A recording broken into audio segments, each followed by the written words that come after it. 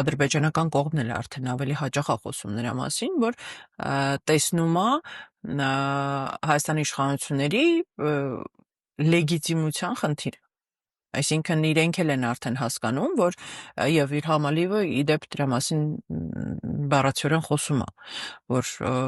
Հայաստանում կարա փոխվի իշխանություն եւ մենք չունենք վստահություն, որ այդ ստորագրած փաստաթղթերը շարունակել են գործել, հետեւաբար իրանց պահանջին չէ սահմանադրության փոփոխման, հա, ասում են մեզ պետքա, որ Հայաստանի բնակչությունը, քաղաքացիները գնան իրենց ձեռքով ջնջեն, իրենց իդենտիֆիկացիոն կոդերը հրաժարվեն այդ ամեն ինչից, որ մենք տեսնենք, որ այլևս մեր համար վտանգ չի ներկայացնում Հայաստանը եւ ռիսկ չկա։ Եվ Ադրբեջանի դիրքորոշումը շատ պարզ իրենք ներկայացնում են, հա, Հայաստանի դիրքորոշումը խզված է